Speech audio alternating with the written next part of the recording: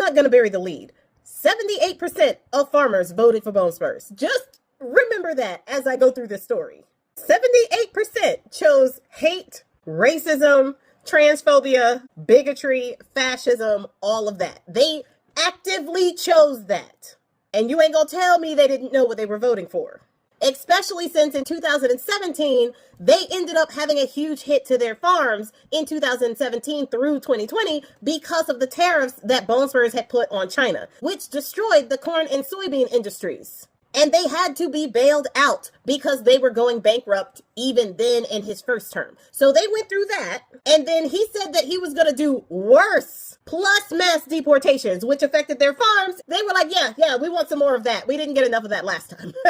So let's talk about all of the things that have been going on so far, because farmers are feeling it. And not just farmers, but farmers and business owners are feeling it, especially in places like West Virginia, Kansas, Arkansas, all of those places. And when I say they got every single bit of what they voted for, they got every single bit of what they voted for, and he's not done.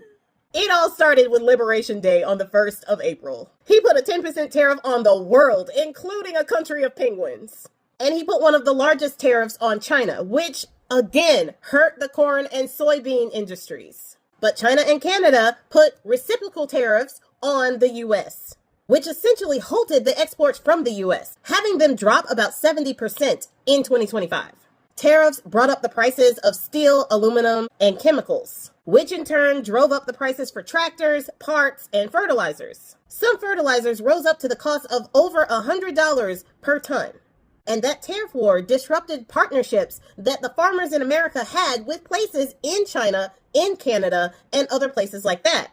And these places did not come back when the tariffs were lowered or eliminated, which he has put back a 10% blanket tariff on everything. But those places actually ended up going to Brazil instead, which saw record exports in 2025. So the farmers are losing their partners that they will not get back. Some of them, the only partners that they had buying their corn and soybean were in China. So if China's not buying, nobody is buying. And then the cost of everything went up because of tariffs as well. So they lost everything, and now they have to pay more because of the same damn tariffs that they knew were coming, by the way. But that person playing that sport, though, the person that they've never met playing a sport that they probably can't even play. But the bathrooms, though. But not only that, if the tariff debacle wasn't enough, they also voted for mass deportations that they already knew were coming. 78% of farmers who also exploit cheap labor from the same immigrants that they knew were going to be mass deported. They voted for that shit anyway, and they found out. Because mass deportations has caused a literal human labor vacuum. And some of these during the most critical harvesting points. 14% of farmers report labor issues due to frozen reject activity and the anxiety over frozen reject activity. This number rises to 20% when you talk about labor-intensive shortages for food and vegetable crops. Farms in Florida, California, and Kansas are reporting that their crops are literally rotting in the fields because there is nobody there to pick them. You got the tariffs, and then you got the mass deportations. But then Bone Spurs cut the wages for H-2A visa holders. H-2A visa holders are visa holders that come here to the United States for temporary periods or seasonal periods to help harvest or pick crops when there are domestic shortages. He cut their pay by 23% in some areas. And this drove down the pay for domestic workers. So now the people who are left in the fields are not getting paid as much as they were getting paid as prices continue to rise. So this is causing some people to decide to go elsewhere instead of coming here, especially with the high cost and the threat of the frozen rejects. So farmers are just getting hit on all sides. And with the war in Iran and the close of the Strait of Hormuz, energy prices are skyrocketing. They are going through the roof. There are some business owners who are having to consolidate businesses with other businesses in West Virginia because their energy costs are 3 times more than their freaking mortgage. They are paying $1,500, $1,700 for that business just in energy. And they are on coal. And what did this administration do? They put $1.3 billion back into coal instead of investing more or keeping the investments that were made by the Biden administration into clean, renewable energies.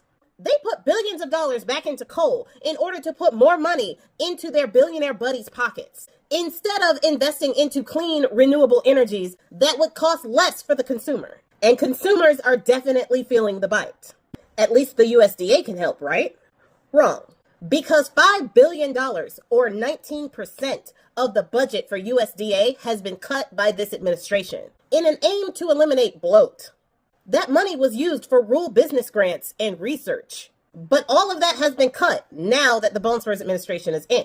And on top of that, the fact that the Bone Spurs administration has cut SNAP is set to take $23 billion away from farmers, because an estimated 24 cents for every dollar of grocery that was purchased went back to the farmers. So if that's not going to happen now because billions of dollars has been taken from SNAP, the farmers are not getting that money either. And these are the farmers who voted for this knowing that he was going to cut SNAP. But they benefit from SNAP. And you ain't gonna tell me they didn't know that they benefit from SNAP. Yet they would much rather a struggling family not get food assistance than to actually keep their businesses afloat. But the Bone Spurs administration wasn't done.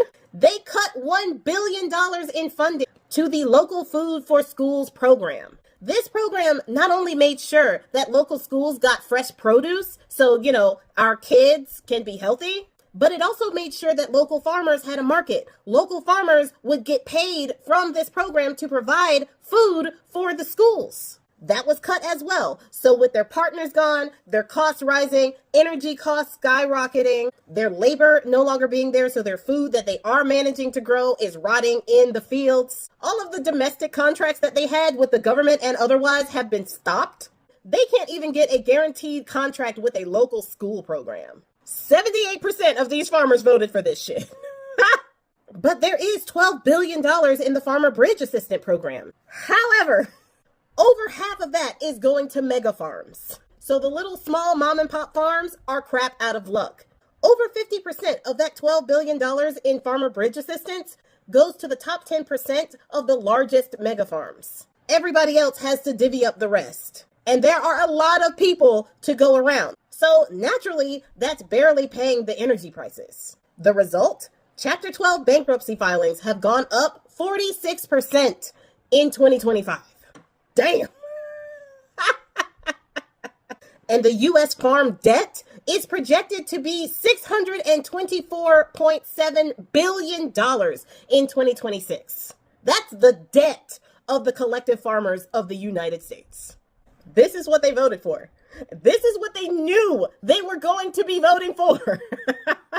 How crazy is that? Seriously. And it's funny, but it's really not funny, because as our farmers continue to bankrupt, as our farmers continue to struggle, the prices of food goes up for the normal consumer, which is going to cost us more money. At a time where wages are stagnant, the unemployment rate is going up. Gas prices and energy prices are skyrocketing because of a war that nobody asked for, where they are asking to cut even more social programs that keep people afloat just so that they can pay for this war that nobody asked for. All of this is going on while family farms are dropping like flies. If this ain't the biggest fuck around and find out I have ever seen in my life, bro, you had an open book test with the answers already filled in, and somehow you still failed miserably. That's what the fuck you get. Now, if you are watching this on Substack or YouTube, I'm actually going to post a video that I did talking about everything that Biden had done for these farmers. These same farmers that decided to vote for their own tragic story. Let's take a look at how good they had it and what they actually gave up by voting 78% for the Bone Spurs administration, just because they could not bring themselves to vote for a black woman. Who let Gen X off the hook? Why are we talking shit about those guys? Don't do that. Just don't. We don't need to wake up Gen X. They're fine. But we do not invoke Gen X for a reason. If you invite us into a battle, we will come. We will fuck you up. We are older than Google. We are not the bigger person. Leave us alone. Yeah, us Gen Xers, we don't exactly come with warning labels. We didn't grow up with warning labels, Mr. Yuck aside. But that said, if we did have a warning label on us, it would probably be open at your own risk. We're not really the forgotten generation so much as the let's just leave them alone generation. Let's leave them to their own devices generation. God knows we were as kids. Because although our parents didn't actively try to kill us, the adults in our lives weren't necessarily trying to get rid of us. They certainly didn't do much to prevent that particular thing from happening. What with the toys and the games, the non-supervision, the playgrounds. And all that said, yeah, we grew up as the let's thin this herd generation. The wanna weed out the weak generation. The let's see what Darwin wants to do with these kids generation. Leave them home with Aquanet and the lighter and let's just see what they do with it generation.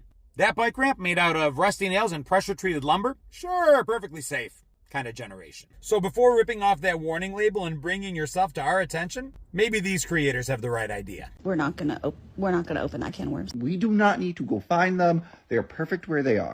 Guys, thank you so much for watching all these videos. You know, one of the best ways to put smile on my face is by clicking the like, and also make sure you comment, share, and please put smile on my face by subscribing to my channel.